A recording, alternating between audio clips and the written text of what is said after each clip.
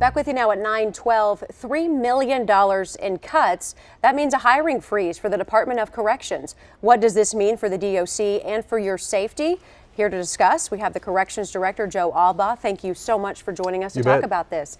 So as of right now, we know because of the hiring freeze, 348 vacant positions will go unfilled. What are those positions and what does that mean for the safety of the corrections officers? Well, that's a little bit misleading. There were 348 applications in the process when this freeze went in. We have a lot more vacancies than 348 that will go unfilled. How many are we talking? About 1,400. Oh, wow. Quite frankly.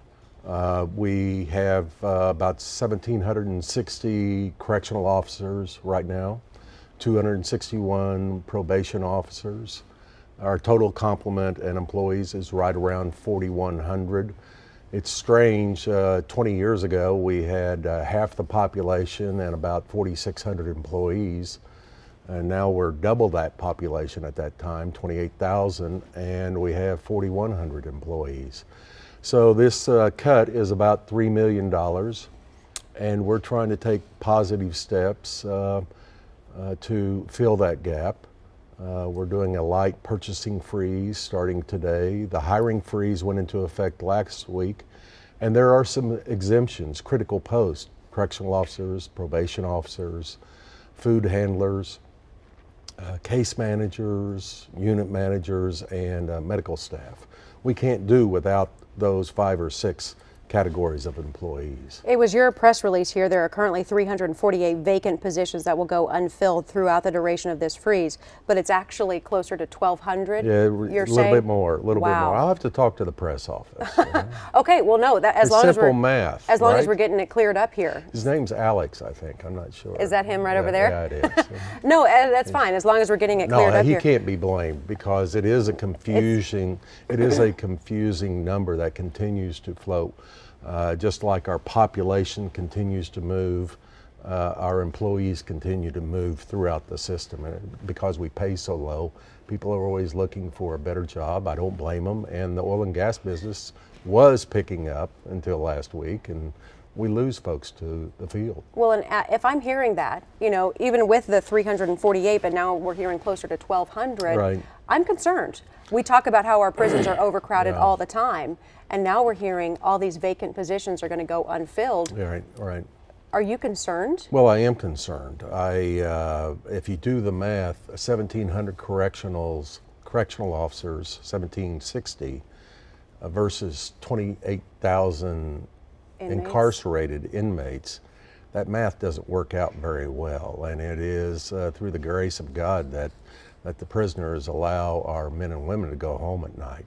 We do the best that we possibly can. I understand the state's in a pickle financially, but corrections is one of the first lines of defense when it comes to public safety.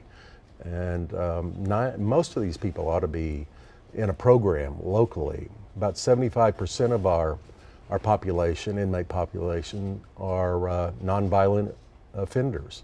65% are drug and alcohol related, and they ought to be in some kind of a program in their community to help them recover.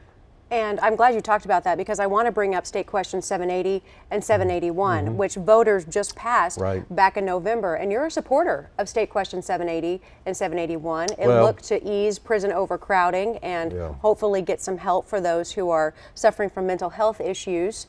Are you not a supporter? I read that I supported 780. I did not vote for 781 because there are no savings in our business, and that savings was to be directed toward future savings to the Department of Mental Health, which Lord knows they need assistance as well. I'm just trying to figure out what we're trying to do. Incarcerate all 3.9 million Oklahomans? What's the goal? We're way over capacity. When I showed up a year and a half ago, not a year and a half ago, 14 months ago, we were at 122% of capacity. Thankfully, the board supported the proposal to negotiate a contract on an empty prison in Sayre, and with the addition of those 2,600 beds, we brought our overcapacity down to 109%. So we're making progress, but with the budget revenues, I'm not sure that this $3 million cut this year will be the only cut that we have.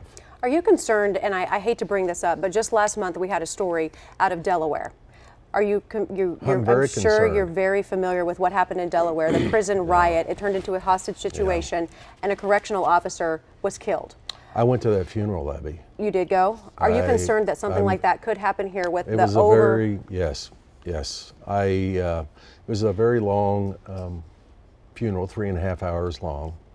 I was at Delaware State Historical Black College, and they were honoring this sergeant, and posthumously he was promoted to lieutenant.